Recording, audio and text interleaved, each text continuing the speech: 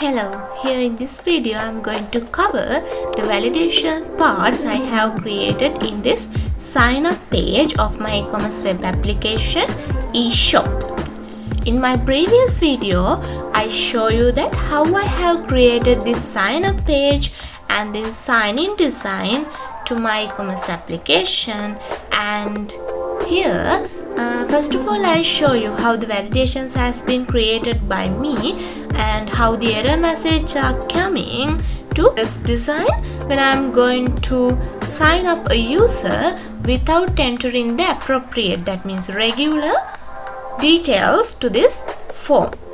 I'll show you with the usage of this HeadSQL software the pre-registered users, the details of pre-registered users. Here you can see in this data section, these are the pre-registered users, details of the registered users I have created. This verification code is related to the forgot password process, so I'm willing to give you that in another video regarding that forgot password process. Then this is the gender table. With the usage of this gender table I have gained this two details, two genders as male and female to this select. Okay, so then I am going to sign up without entering any detail to this form. Then I am going to sign up by clicking this button. You can see it says that we have to enter our first name. So I am going to register an imaginary user here. So I am entering the first name as Kamala. So I'm going to sign up. Then it says that I have to enter my last name also. So I'm going to enter the last name as Pereira. Okay, then I'm going to sign up again. It says that please enter your email. So I have to enter this email also. In this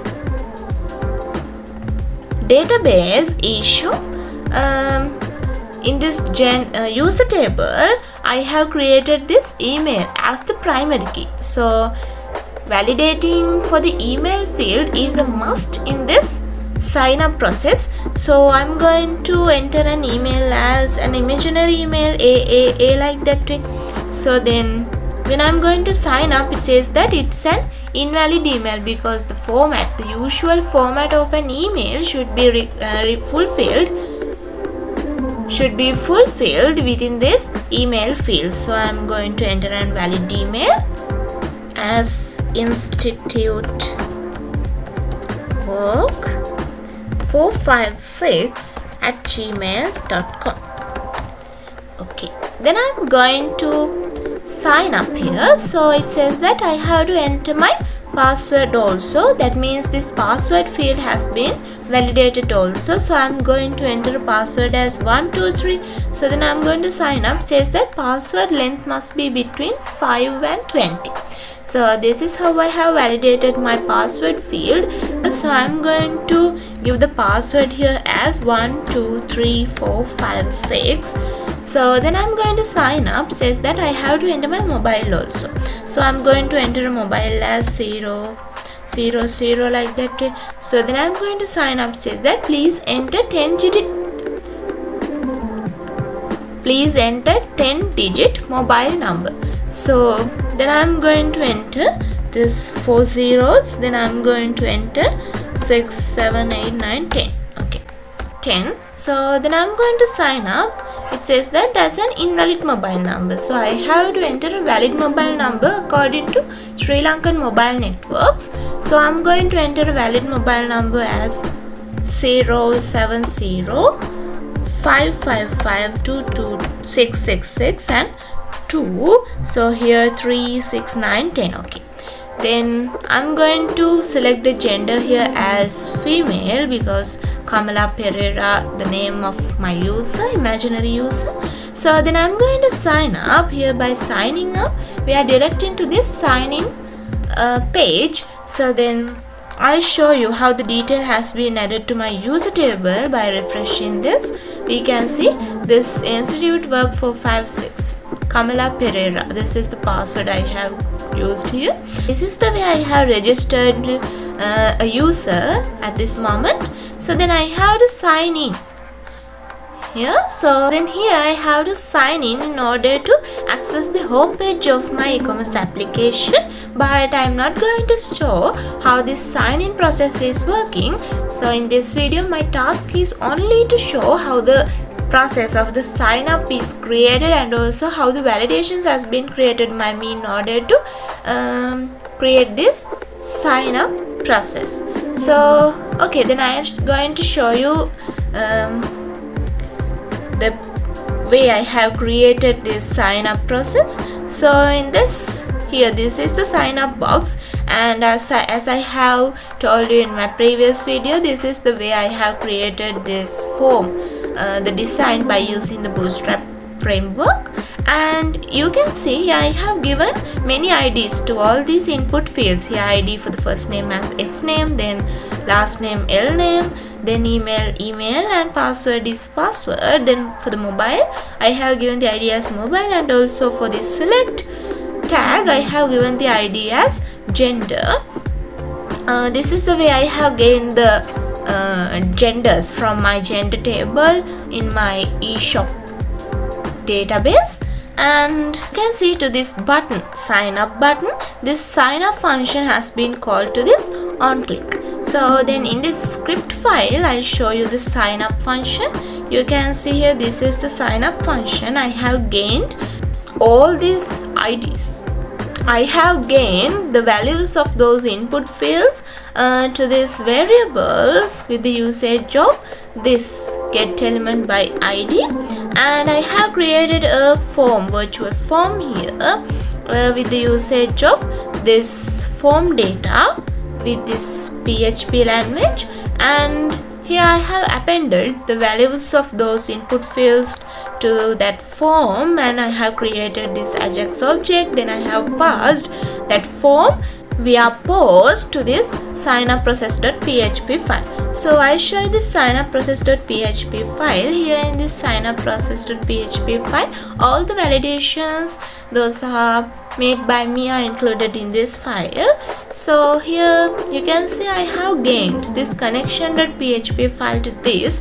I show you what is included in this connection.php file. You can see I have created a PHP class and public functions here, public static functions. I have created that setup connection, and then for the IUD, then search. So for gaining this connection.php file, I give that here require connection.php in such manner. So okay, here I have created a $connection variable, public static variable here. I have accessed that variable from this places, and this is the function for setting up the connection. That means I have gained the connection to this by creating this MySQLi object, and this IUD is for insert, update and delete purposes, and $Q stands for this query. I have to insert this query to this function, and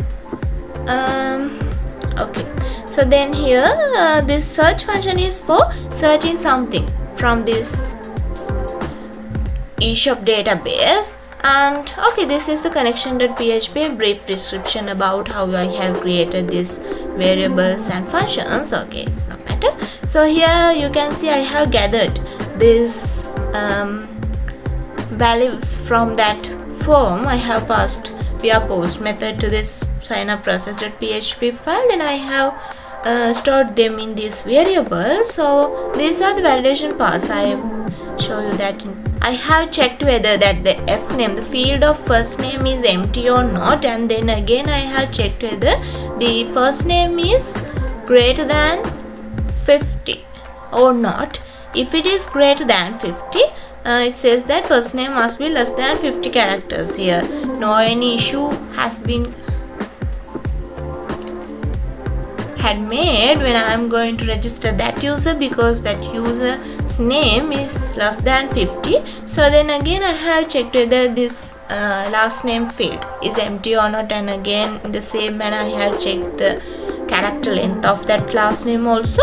So then again the empty or not that email field, and I have checked whether the email, the length of that email is greater than 100. If it is greater than 100, I said that email must be less than 100 characters. So this is the way I have made that validation part regarding this invalid email.